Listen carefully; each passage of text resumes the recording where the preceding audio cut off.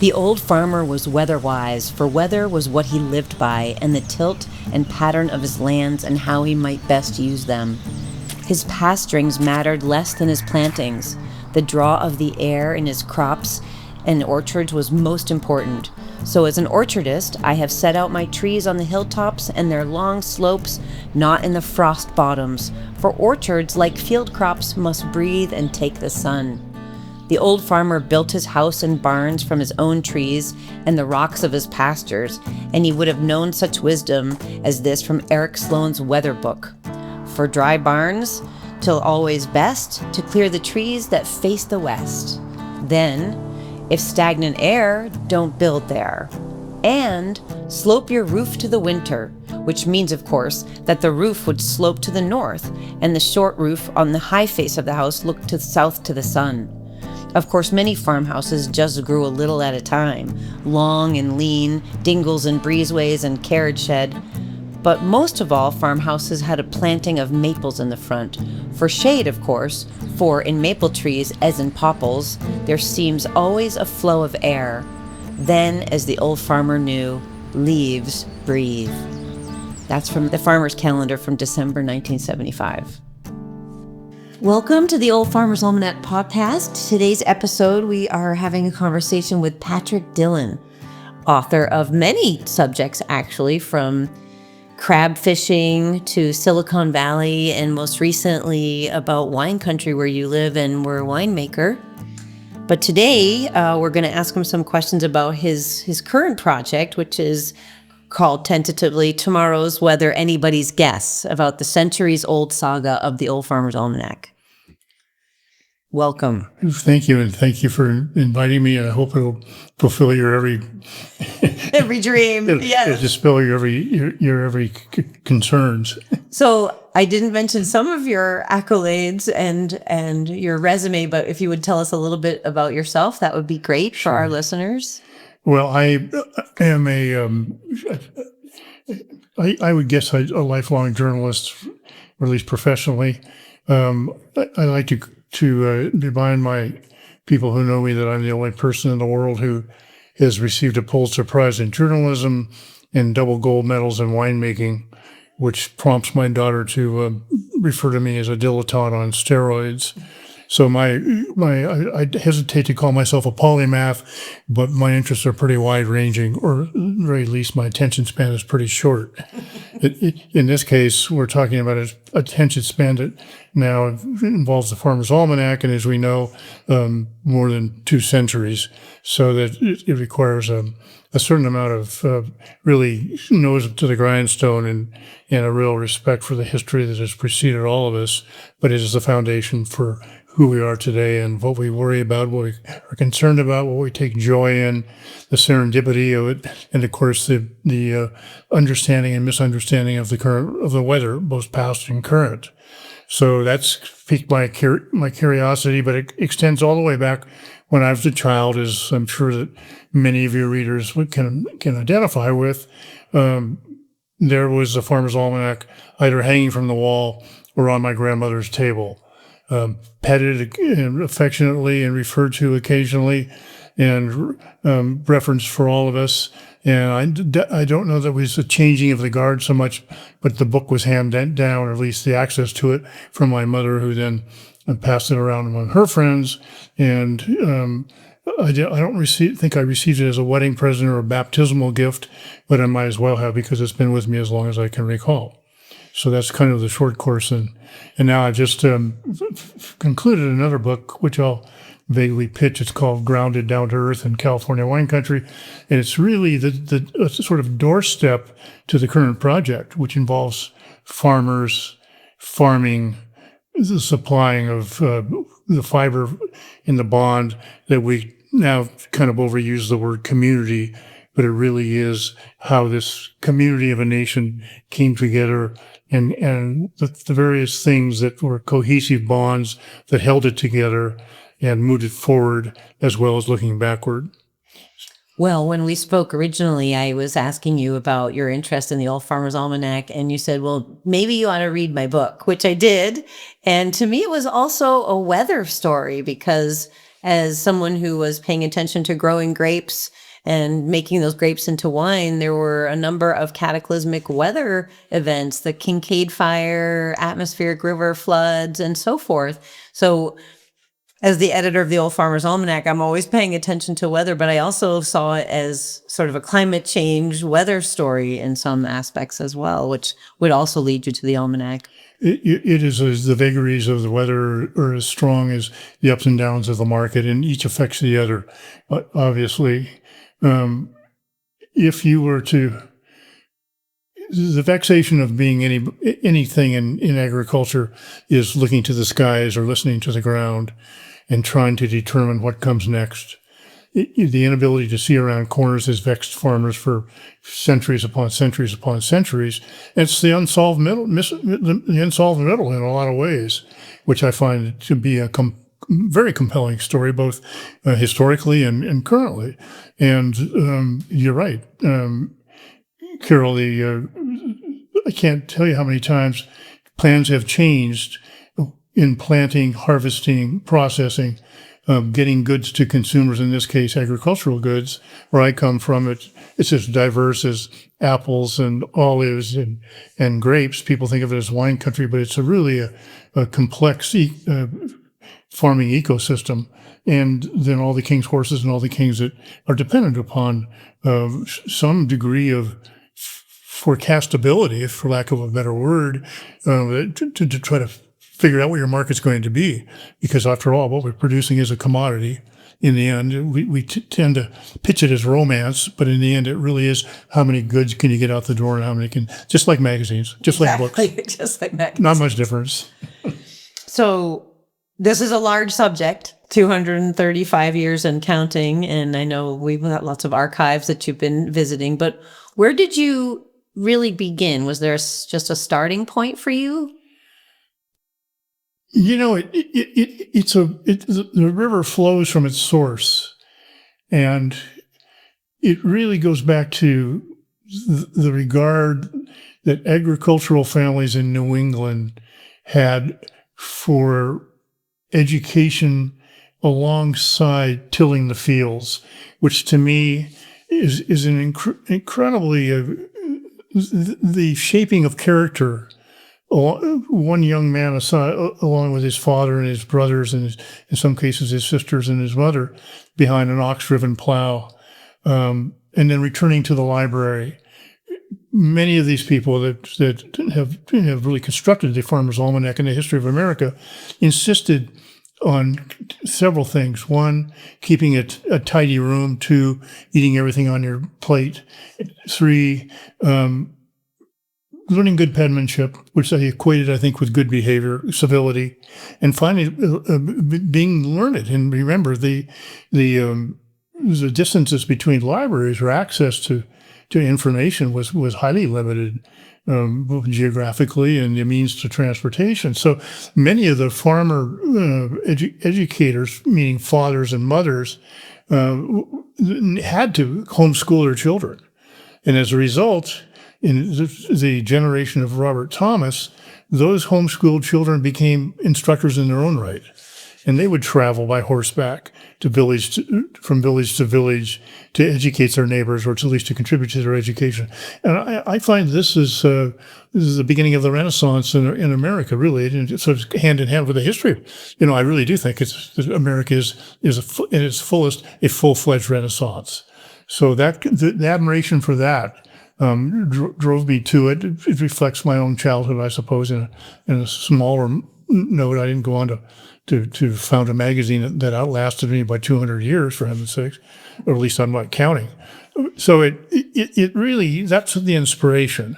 What caused these people to be so insistent on learning what was, but also taking it a step further and learning what might be, or trying to solve some of the mysteries of the universe, for heaven's sakes. And then finally, in the case of the founder of the Almanac, conveying that to succeeding generations. Mm-hmm. It's a very magnanimous act to me, regardless of whether you can be cynical and say, well, he did it for commercial reasons.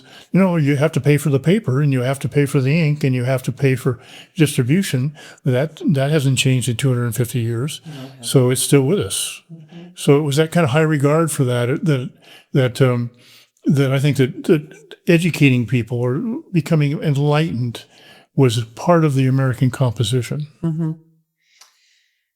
What did you think about the Almanac before conducting your research, and how on target have you been? Well, it was a kind of, as I said, we always looked at the Almanac with a slightly skeptical view.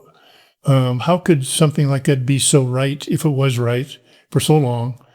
And yet there was a kind of a humorous tolerance that we had for it. It was almost like a visiting uncle or a visiting aunt who would come to the house and preside for a few moments at the table with some wisdom either collected or gathered on the way to our house or our houses.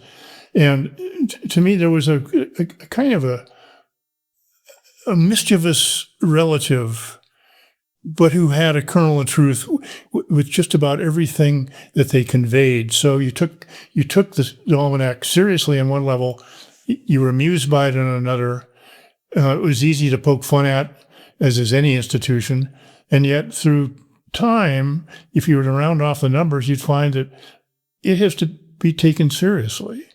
And as I gotten to know the people who construct it today, it's obvious that their sense of purpose, your sense of purpose, is very serious, all the while trying to maintain a certain degree of equilibrium between humor and fact and truth, which I find incredibly inspirational and incredibly admirable, particularly in a day when we're just bombarded by negativity and commercialism.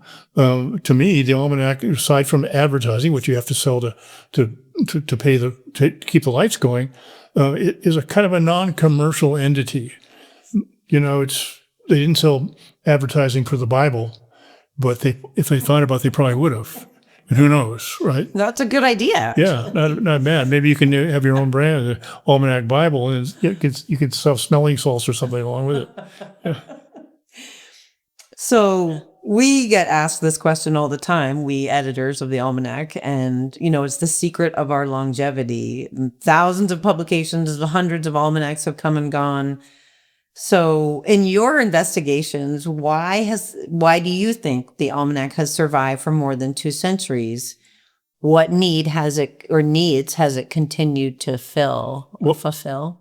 First of all, I think that Robert Thomas, unlike his competitors at the time, maybe with the exception of Benjamin Franklin, who did convert Poor Richard's Almanac into a profitable enterprise, perhaps he showed him the way.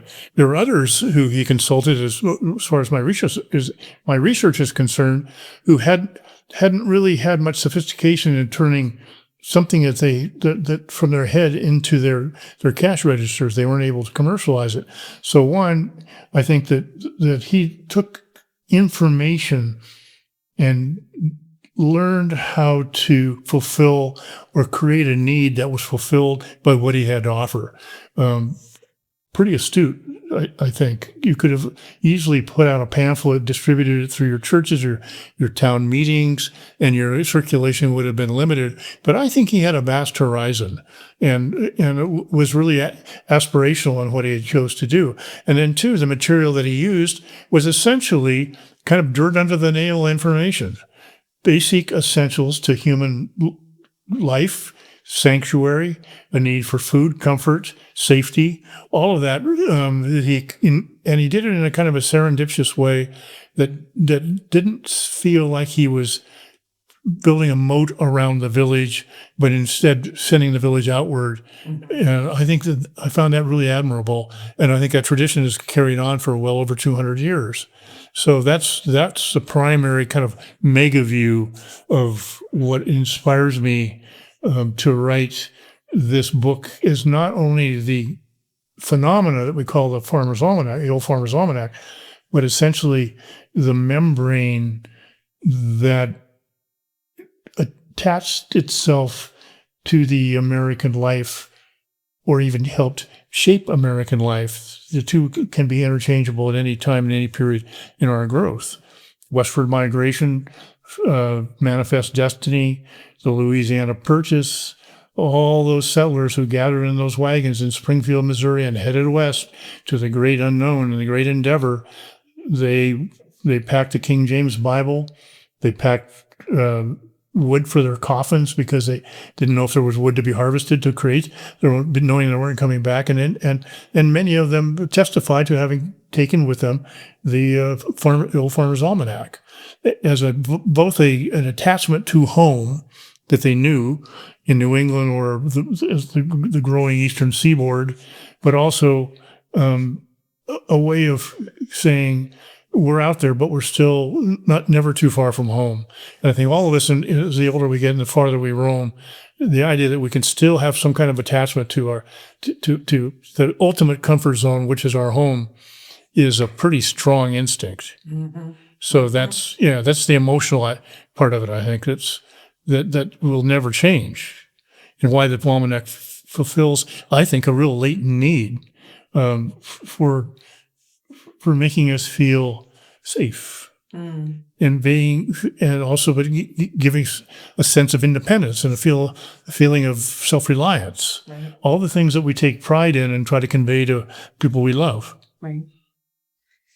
You were alluding to this, and we have spoken about this, the Almanac has lived alongside America since the 18th century, and Americans have changed. The makeup of our country has changed.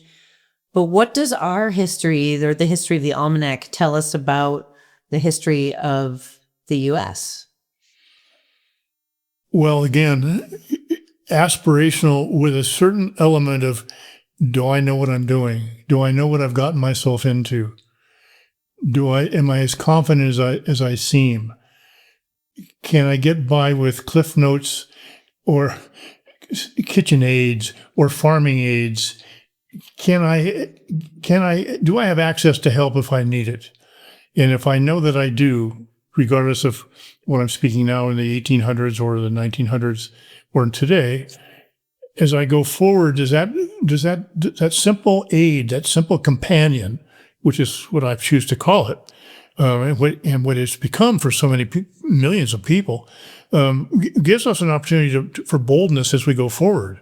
So it's with that kind of permission that we undergo different endeavors, but all the while knowing we're not straying too far from the path.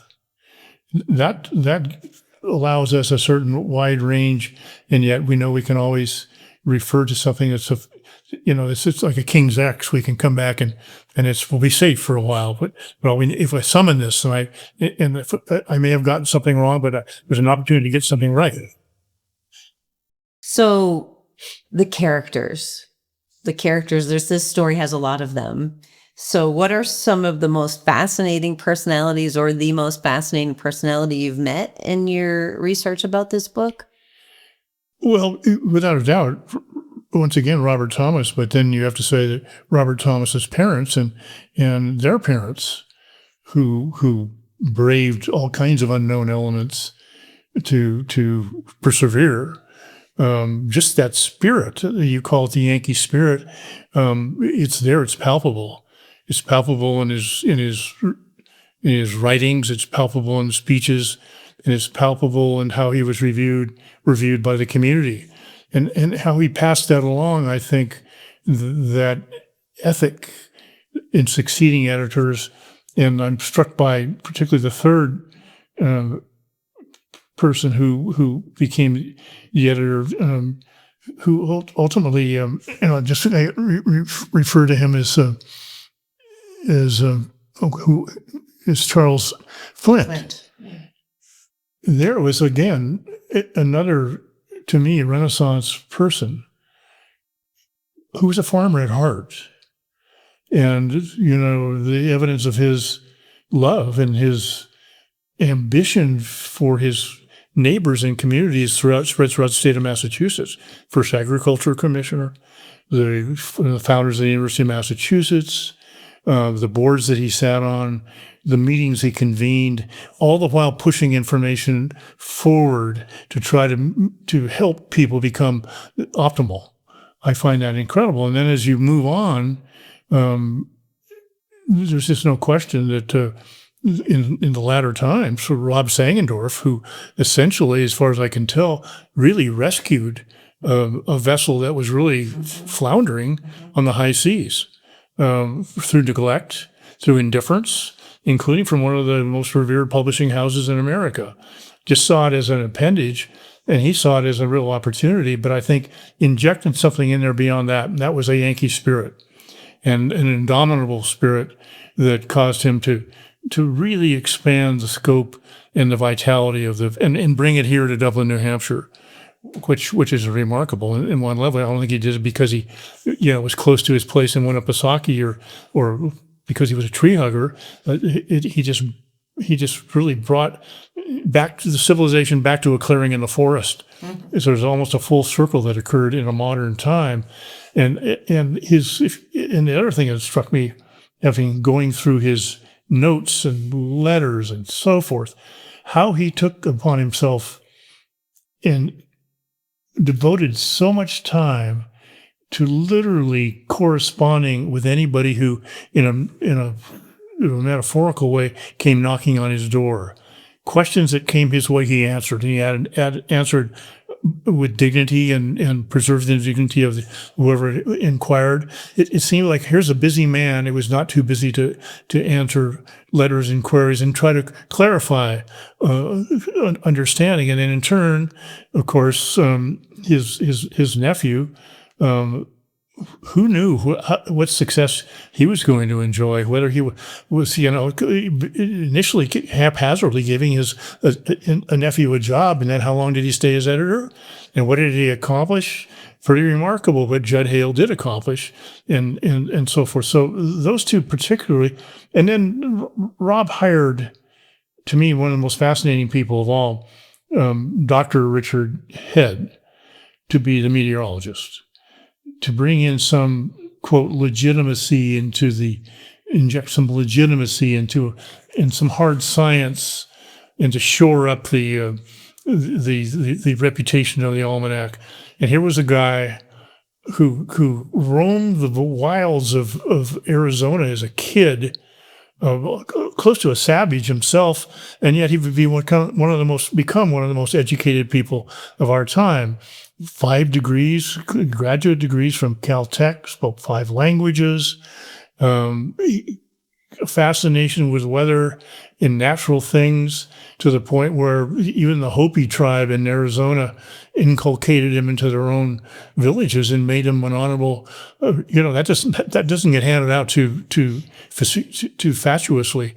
And here was this noble savage who becomes the chief scientist on the space shuttle for NASA, and finds his way to Vermont, and then finds his way into the view of, Rob Sangendorf, and ultimately becomes a weatherwise, a man who has multiple degrees, PhD, talking at MIT, and allows himself to be out there to take the punishment of all the naysayers, and yet politely and studiously upholds the honor of the Almanac, and puts basically, quote, hard research behind some of the things that other people would dismiss as being fatuous. I find that remarkable. Mm-hmm. Again, we're talking about what we refer to loosely as Renaissance characters. And it's so encouraging to know those people are not so far removed from us, mm-hmm. these truly Renaissance people. Mm-hmm. So I find those guys really inspirations, mm-hmm. regardless of what endeavor they were in. They just happened to be under the tent of the Old Farmer's Almanac. So as we say, the weather, we are famous for our weather forecasts. What role are you finding weather plays in shaping our identity over the centuries? And we talked at the top, you sort of mentioned this too, but how has the public's relationship changed to the weather? Boy, does a day go by when someone doesn't bring up the subject? Never. That's why I think we'll always be in business, because unless they get really good at forecasting, but what then? So you get really good. You already are good. But it's this thing of that we don't, it's the one thing we really can't control, you No. know? And I think there's something in that, right? Well, we're all in this together. And I think that the marvelous thing about the organic element of the Almanac is it recognizes that. And so we're kind of we're holding each other's hands on this, and without being condescending and without being too authoritarian. It's palpable for all of us as we wonder, as we look toward the sky, whether it's in the morning or at night, or we vex something that was unforeseen as causing a disturbance in our lives. It's just with us. It's our breathing out and breathing out as part of our lives. That common denominator is never going to dissipate. It's always going to be with us. And so in picking a subject or a topic or a specialty, you couldn't have aimed better, because it's not going to go away. Permanently vexing. Yeah, exactly the point. Yeah, so our relationship really hasn't changed that much with the weather. We're still wondering what it's going to do. Yeah, we are. But we're sort of scratching each other's heads. A communal scratch. I, of course, with a background in libraries, am fascinated by our archives too, and so glad that you've been able to look at some of the things. And I know you visited the Antiquarian Society, and they have some Robert B. Thomas lovely things. But what is that process like? And did you strike gold in any of those records? Well, it was really interesting, because here we are talking about, the time that people were writing things with feathered scrolls and feathered, ink and so forth, and this marvelous penmanship. And there's so much material. Had I committed myself to transcribing what I was seeing, I should have started 25 years ago, and I wouldn't be finished 25 years from now.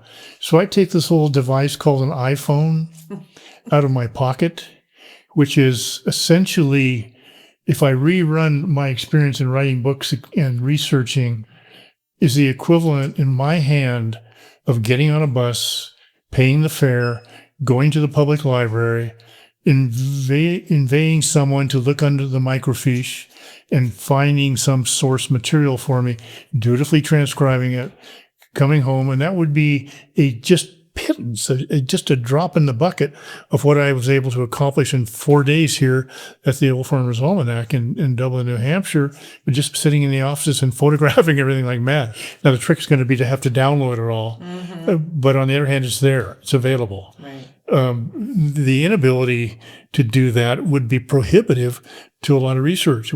This kind of book could take 20 years to write, right, if I didn't have the means to recall information immediately and sift through it. So here, on one hand, we have antiquity aided by modernity.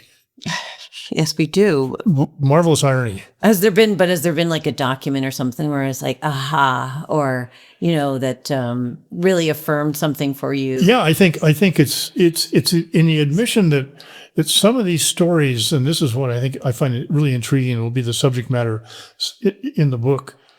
Part of the charm and part of the trustworthiness of the Almanac is to basically say, okay, some of those stories that disseminated from here may have contributed or actually been wholesale myths.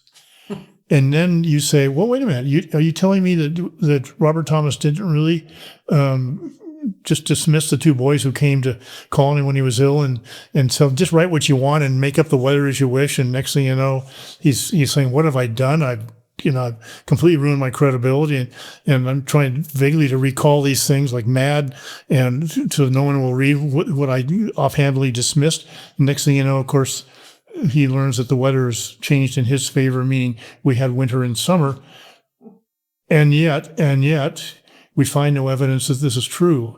And even the editor, Rob Sagendorf, said and Judd Hale looked high and low to find evidence, find footprints in the snow, couldn't find them, and they have the honesty to admit this.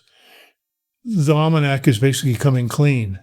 To me, that just burnishes its credibility. Now, the next question is, what value do myths play in our upbringing? Huge amounts. Well, what good are folk songs? What good is storytelling? true or false, doesn't really matter. What carries the narrative for us? What do we pass along?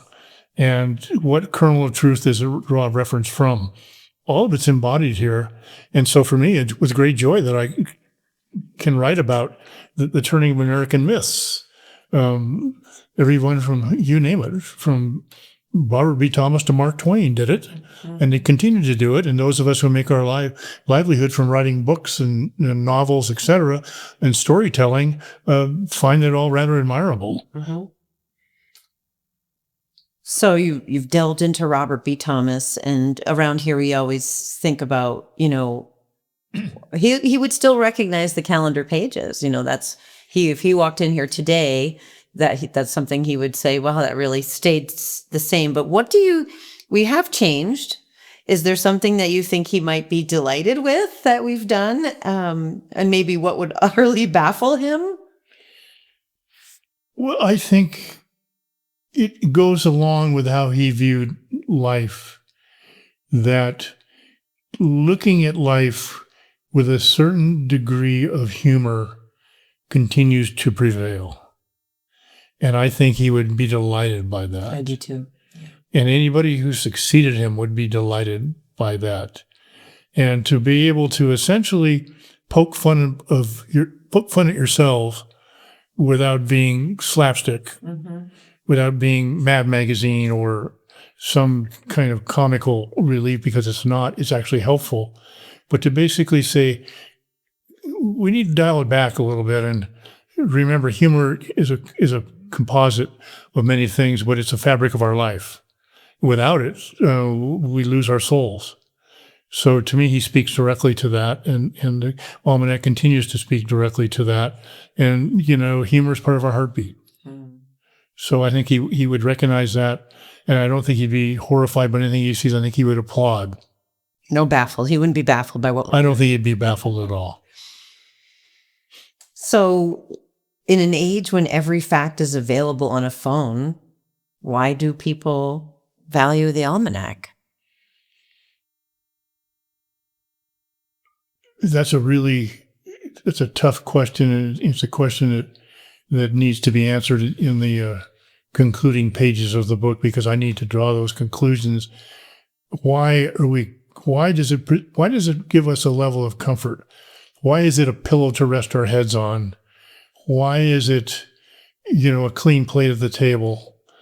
And why are we sitting at the table with those we love?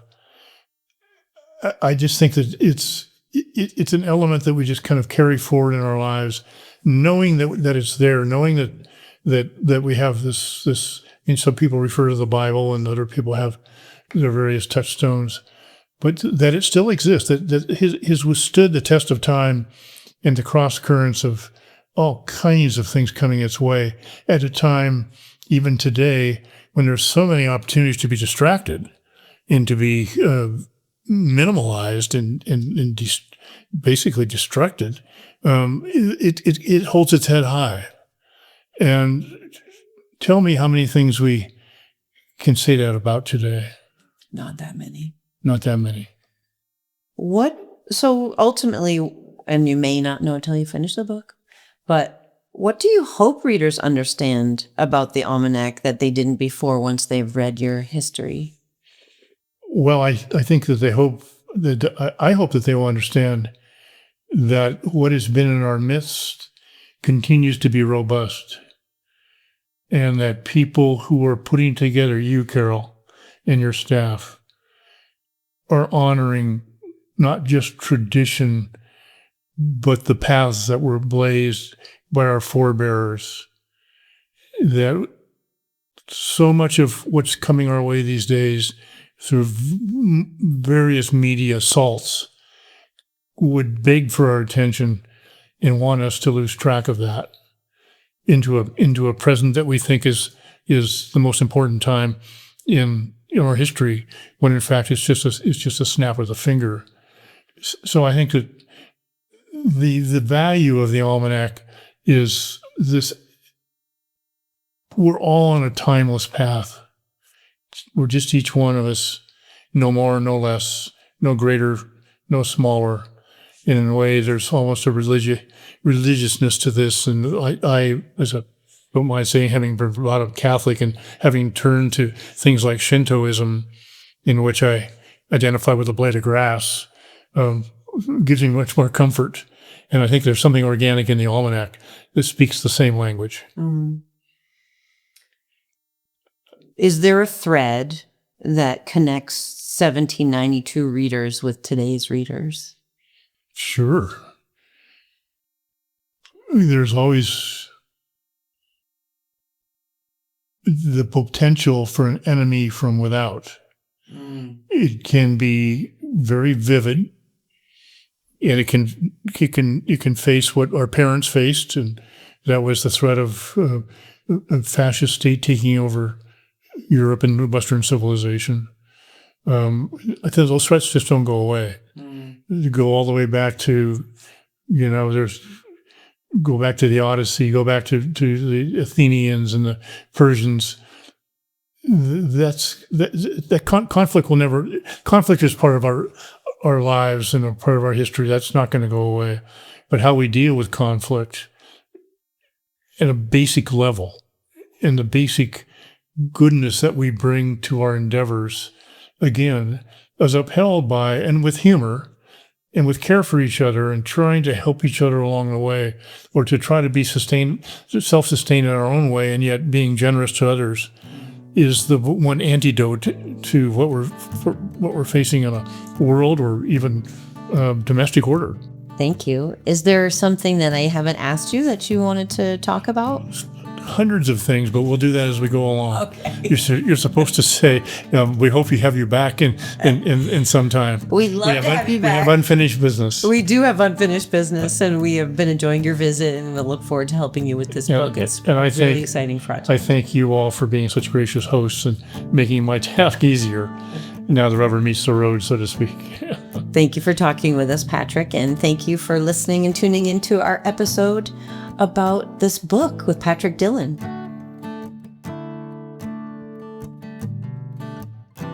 Something there is that doesn't love a wall, wrote Robert Frost. But to screen your patios and outdoor areas, you don't necessarily have to build one. You can also grow a wall. Small trees and planters, or planted close together, will do the trick, as will evergreen shrubs such as boxwood, privet, and arbor vitae. If you don't want the trouble or rigid lines of pruned hedges, try non-invasive clumping bamboo or ornamental grasses, such as salmon-colored Japanese forest grass. Similarly, turn a privacy fence into an attractive landscape feature by training fast-growing vines along it, like ivy or honeysuckle. For a gourmet summer treat, harvest male zucchini flowers now early in the morning before they close. Float them in a bowl of water in the refrigerator until you are ready to eat them. I like to stuff them with ricotta cheese seasoned with herbs, dipped in a light coating, deep fried, and served with a light and spicy tomato sauce. Thank you for joining us for this episode of the Old Farmers Podcast with Patrick Dillon, author of the forthcoming Tomorrow's Weather, Anybody's Guess. Join us for our next episode of the Old Farmers Almanac podcast with heirloom gardening experts John Fortee and Susan Peary, who will talk with us about gardening like it's 1776.